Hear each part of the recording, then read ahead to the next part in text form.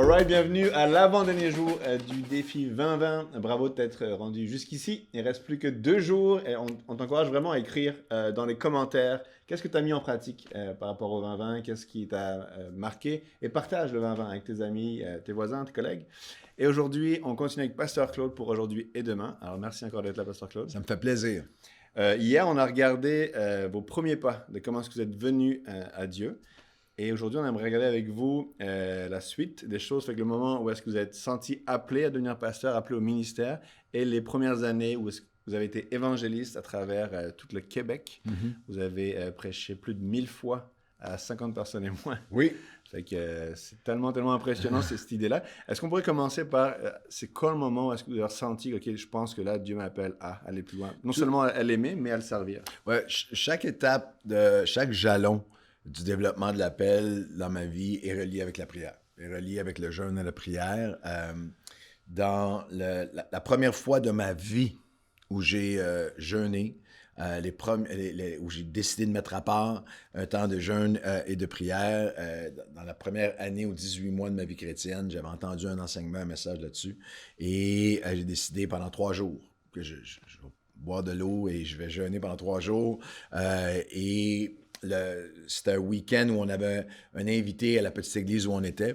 Okay. Et j'avais eu des moments particuliers où je ressentais un appel, la possibilité de servir Dieu, le désir de servir Dieu, mais c'était une absolue impossibilité au niveau humain. J'ai déjà raconté, même moi, la première fois où j'ai apporté un petit partage, il y a un pasteur qui m'a dit, et je raccourcis l'histoire, mais qui m'a dit en essence, il y a des personnes qui sont faites pour ça, puis d'autres qui ne le sont pas.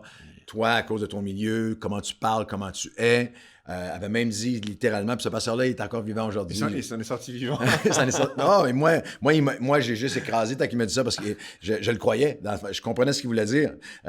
Il a dit littéralement, si tu aimes le Québec, oublie la pensée là, de devenir quelqu'un qui va servir Dieu, parce que le Québec a besoin des personnes qui vont avoir ça. Et moi, j'ai compris, et c'est vraiment pas exagéré, pas enjolivé. Le dimanche suivant, je suis allé voir un diacre de notre église, j'étais démoli, et j'ai demandé, je lui ai dit, écoute, moi j'ai à cœur peut-être de parler pour Dieu, de servir le Seigneur, et voici ce que ce pasteur-là m'a dit.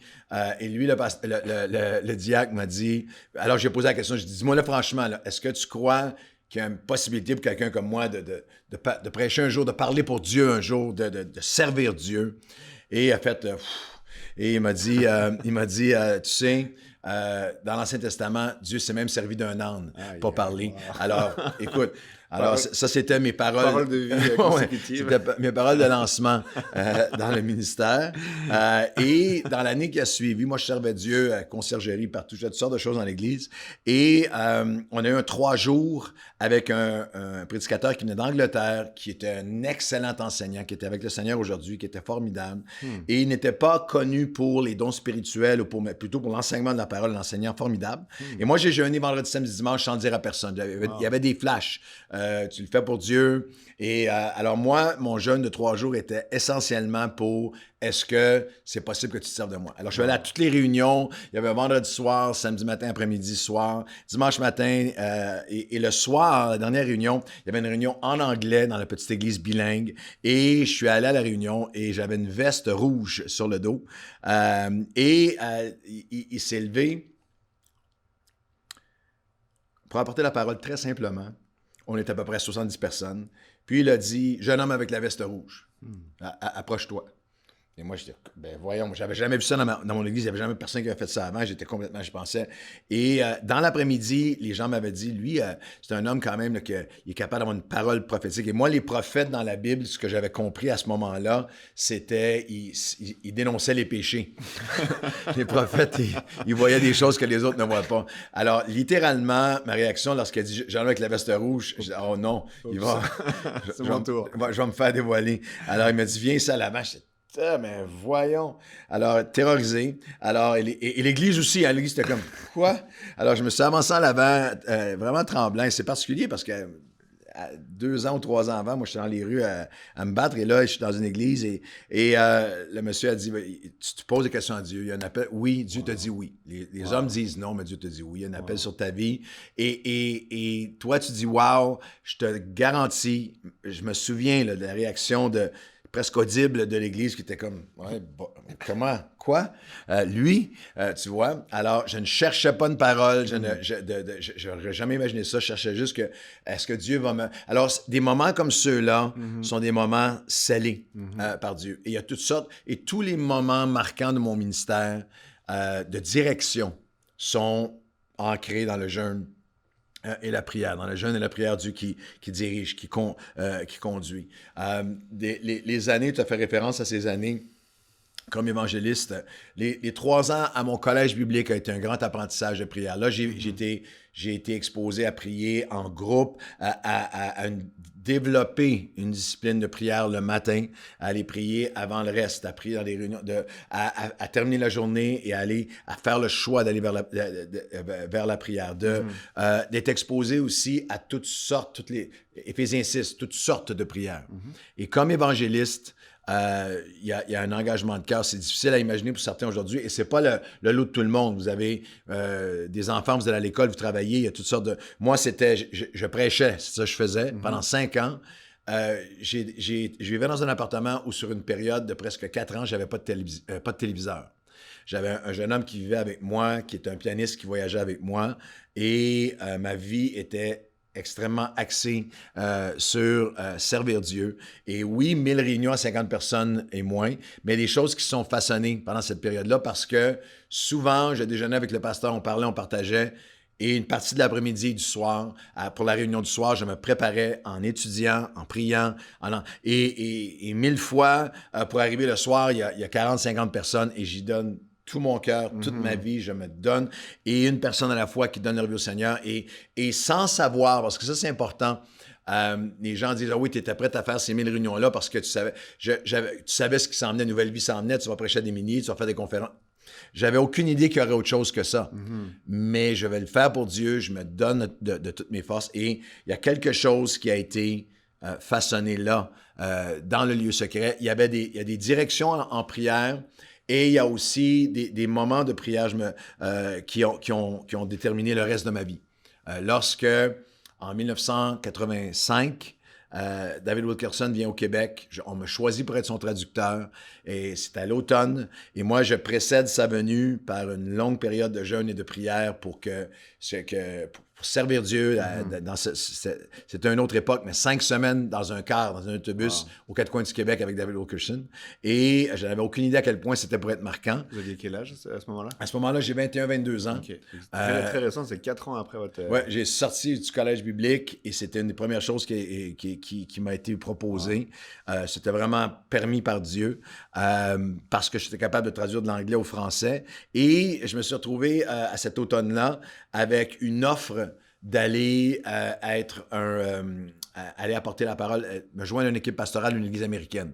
J'étais célibataire, je prêchais en anglais, tout était plus aux États-Unis, les foules étaient plus nombreuses, et eux là-bas me donnaient un salaire, me donnaient un cachet, me donnaient un appartement, une voiture, il y avait tout un autre univers. Et dans ma pensée, c'était je pourrais vivre aux États-Unis et venir au Québec de temps en temps. Mais j'avais précédé cette période-là avec David Wilkerson par un temps de jeûne et prière où j'avais dit, Seigneur, que parle-moi, avant de donner ma réponse aux amis américains, je veux vraiment que tu me parles et tout. Et on était en tournée avec David Wilkerson et un soir dans la ville de Sherbrooke au Québec, une des soirées d'évangélisation dans les différentes villes du Québec. On est avant la réunion tous les deux comme ça, pas plus de préparation que ça. On regarde les notes de son message, je vais prêcher ça, et moi, d'accord, je me prépare dans ma Bible. Et tout à coup, et je me souviens parce que j'avais ma mallette qui était là avec l'invitation de l'Église américaine dans la mallette, mais j'en avais parlé à personne, pas même à mon meilleur ami, Marc Lecomte à l'époque, encore mon meilleur ami, et on n'a pas parlé à personne, pas un être humain sur la terre qui savait accepter l'Église là-bas qui m'avait invité et moi. Et là, lui se lève, il se lève debout et il met sa main sur mon épaule puis il dit en anglais « Now I prophesy ». J'ai une parole prophétique.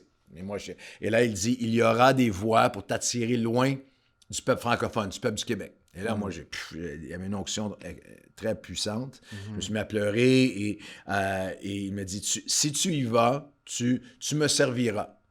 Mais tu seras hors de la volonté que moi, j'ai pas toi. Si tu restes avec les francophones et que tu en fais la mission de ta vie, et là, il commence. Il y aura des souffrances, des douleurs, des déserts, tout ça. Et je me souviens d'avoir pensé, j'étais jeune en âge, mais je me souviens d'avoir pensé à travers mes larmes, est-ce qu'il y a une bonne... Y a-t-il un bon bout? Y a-t-il un bon bout là-dedans? Y a-t-il une bonne conclusion? When's the good part?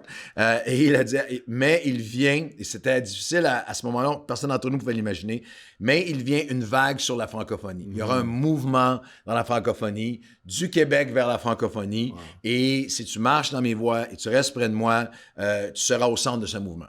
Et là, ils ont été obligés de retarder la réunion de presque 40 minutes parce que le traducteur, moi, j'étais KO. J'étais out, et j'étais pas capable de retrouver mes sens. J'étais tellement ému, et finalement, j'ai sorti la lettre et je lui ai montré. Puis lui m'a dit d'une manière très simple, et c'était l'homme de peu de mots, mais qui faisait beaucoup. Il m'a dit... il me dit, je pense que c'est de Dieu. I think so. Je crois que oui. Il m'a dit, if you stay, I'll help you. Si tu restes, je t'aiderai. Alors, et contrairement à beaucoup de gens qui promettent beaucoup de choses dans le royaume et font peu, selon l'enseignement de Jésus, lui, toute sa vie, il disait peu, mais faisait beaucoup. Ouais. Et c'est devenu une relation où, sur une période jusqu'à sa mort, je suis allé prêcher à Times Square Church là-bas tous les mois pendant des années. Il est venu soutenir. Toutes nos dédicaces sont avec David Wilkerson. Il a soutenu l'Église ici. Et c'est très émouvant aussi. C'est quelque chose pour moi qui m'émerveille dans la souveraineté de Dieu. Aujourd'hui, on m'a demandé je suis sur le conseil d'administration général de World Challenge que David Wilkerson a fondé avec son fils. Alors, il y a une continuité au royaume de Dieu. Mais je crois que dans les 5-6 jours auparavant, dans mon appartement, tout seul, à marcher et à dire, Seigneur, si tu veux me parler, parle-moi, conduis-moi dans le jeûne et la prière. Il y avait une préparation pour cette direction et cette destinée de Dieu. Et que Dieu parle encore. Je ne cacherai pas à mon serviteur ce que je m'apprête à faire. Je crois être une réalité encore aujourd'hui pour ceux qui veulent aller dans sa présence. Très, très fort ce témoignage. Je l'ai entendu moi personnellement plusieurs fois, mais à chaque fois, ça m'encourage. Ce qui m'amène en fait à une question pour vous.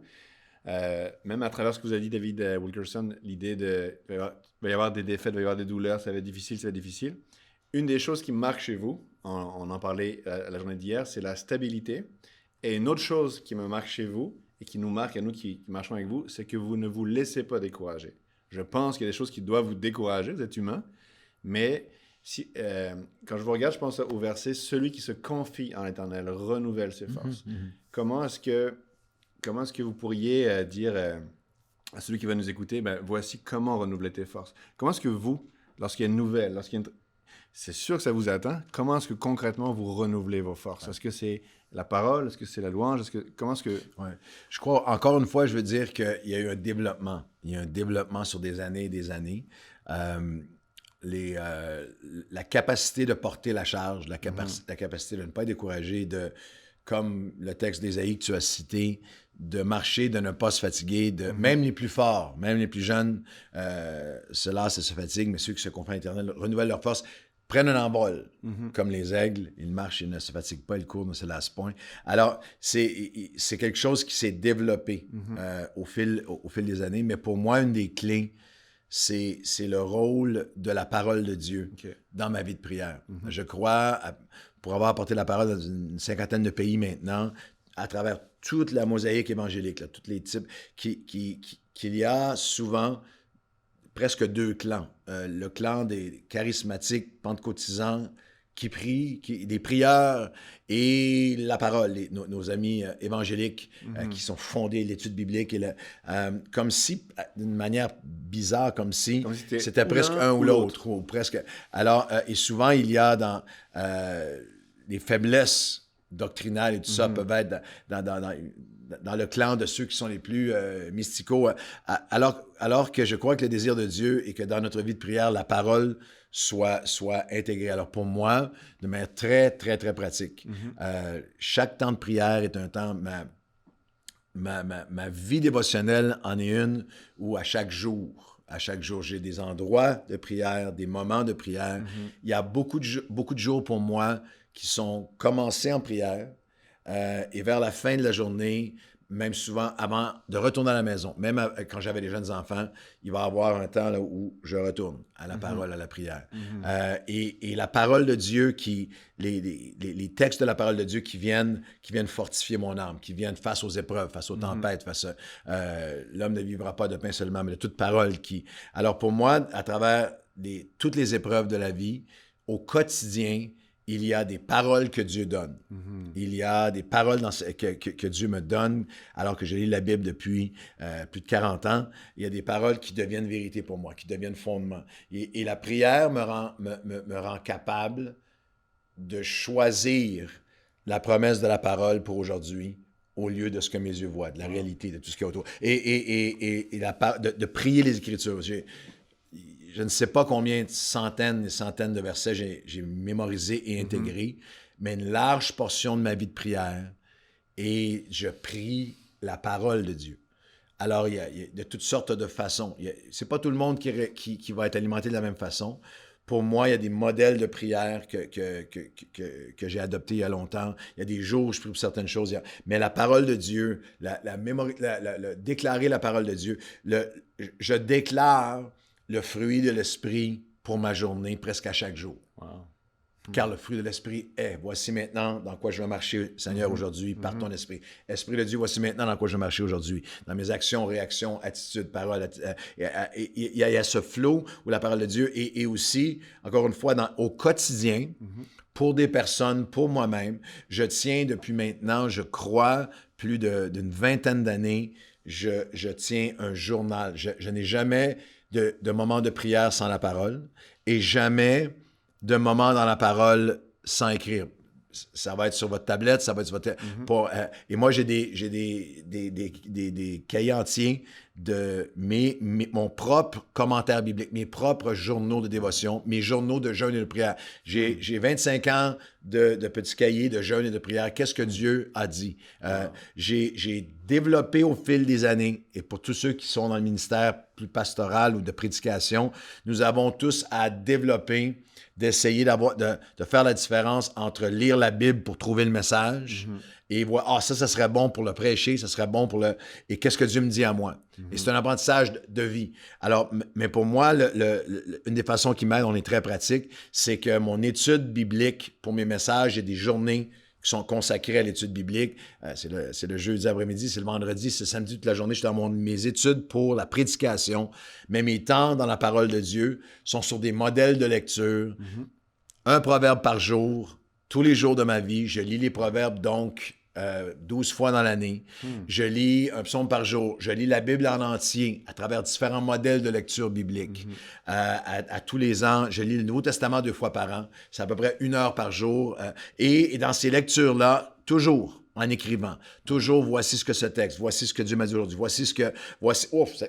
et souvent, qu'est-ce que cette parole-là veut dire? Après, j'irai l'étudier, mais de laisser la parole et les paroles et la dynamique de l'inspiration divine des Écritures.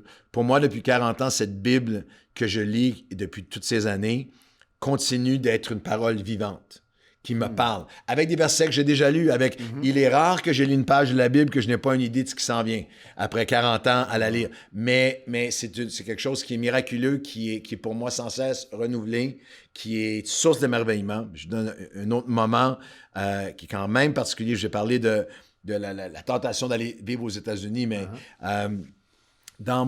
après, je pense, 1 année de mariage, très, très, très limité dans nos besoins financiers, beaucoup de pression financière à ce moment-là. Être évangéliste, si vous allez dans le dictionnaire et vous regardez le mot pauvreté extrême, à côté, vous avez une photo d'un évangéliste au Québec. Alors, et j'avais toutes sortes de blessures du passé, de mon père qui n'avait jamais pourvu pour nous. Nous, on s'est fait mettre dehors dans nos appartements dans la nuit, toutes sortes de choses parce qu'on était pauvres. Alors, j'avais une obsession de ne pas pourvoir à ma famille. Alors, mon épouse, elle a quitté un emploi formidable pour être mariée avec moi. Et là, les premières années, on souffrait, on était tordus de tous les côtés financièrement, alors que je prêchais 300 fois par année pour des grenailles. Et une offre est venue d'être un traducteur à ce moment-là pour celui qui était l'évangéliste pentecôtiste le plus connu sur la planète. Et je me souviens d'avoir été dans un immeuble à Montréal, un gratte-ciel, et avec le représentant du ministère américain. Et les Américains sont très ouverts sur ces choses-là. Nous, on est très pudiques sur les choses financières. Et il avait dit, voici le contrat, voici combien tu ferais par année. Et lorsque j'ai regardé à ce qu'il m'offrait mensuellement, c'était 6 mois pour moi. Alors tout à coup, à tous les 2 mois, je ferais mon... Alors tout à coup, c'est mis à penser, on va acheter une voiture. J'avais une voiture horrible. On va pouvoir acheter une maison. On va pouvoir. Et j'ai presque dit oui, mais j'ai dit, je vais prier. Je suis retourné chez nous. Et ma jeune épouse, à qui je croyais annoncer une super nouvelle, on va être mieux que jamais financièrement. On va être encore dans le ministère. Je vais être un traducteur pour ce ministère-là, dans leur studio aux États-Unis et tout. Elle m'avait dit, je le sens pas. Et moi, je m'étais dit, attends que le premier chèque entre et tu vas le sentir. Elle avait dit, on va jeûner, on va prier. Et j'avais pris, c'était presque une semaine de jeûne et prière. Et dans la prière, pas de voix extérieure, mais j'ai lu le texte où il disait de Jean-Baptiste, voici Jean-Baptiste, une voix dans le désert. Et dans mon esprit, avec une conviction extrême, l'Esprit de Dieu a dit, sois une voix et non un écho. Tu seras une voix pour moi et non un écho. Ça ne veut pas dire que je ne retraduirai pas, je l'ai fait depuis des années, mais c'est devenu un apaisement et une conviction. Je ne suis pas appelé en ce moment à être seulement l'écho d'un prédicateur, je vais être une voix. Et lorsque je l'ai dit à mon épouse qui jeûnait et priait, elle était en paix parfaite. Elle a dit, oui, c'est sûr qu'on va être comme ça. Et la semaine d'après, je prêchais encore à 40 personnes pour avoir encore un compte de banque vide. Mais il y a une paix qui est là. Et ceux qui ont déjà entendu ce témoignage, je ne savais pas à ce moment-là, mais 4 mois plus tard, cet évangéliste, c'était très, très, très triste, avait été exposé pour une chute morale d'adultère et si j'avais accepté cette offre-là alors que mon ministère commençait, je serais devenu le visage et la voix de l'adultère, de l'immoralité et de celui qui visite les prostituées. Alors, il y avait une protection de Dieu, il y avait une direction de Dieu, il y avait dans la prière, oui, mais avec la parole.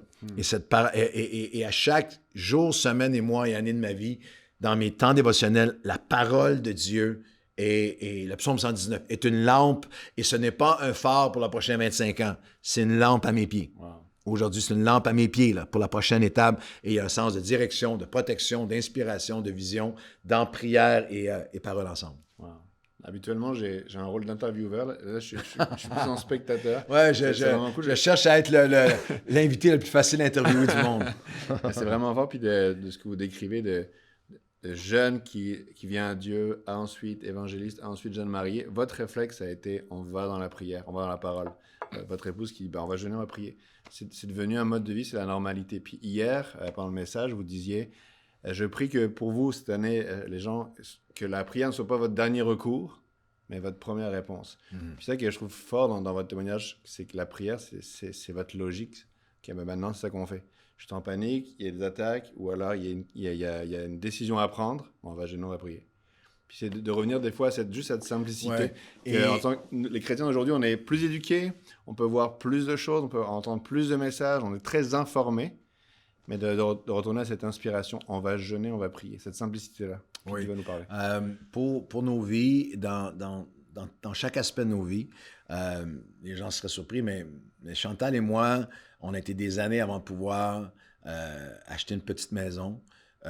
Et on a eu 2 autres maisons sur 30 ans. Et on a prié pour toutes ces choses-là. Et je ne raconterai jamais l'histoire ici aussi publiquement, mais les gens ne comprenaient pas les maisons qu'on a été capable d'acquérir pour les baisses de prix complètement hallucinantes. Nous avons toujours vendu nos maisons sans agent en quelques jours. Alors, cherchez d'abord le royaume de Dieu. Ouais. Je crois vraiment, je mentionnais hier rapidement, mais le principe des premiers fruits, qu'au lieu d'être un dernier recours, si c'est un premier répondant, un réflexe, que lorsque nous établissons nos vies et que c'est le d'abord est présenté devant Dieu, toutes les autres choses seront conduites par la suite.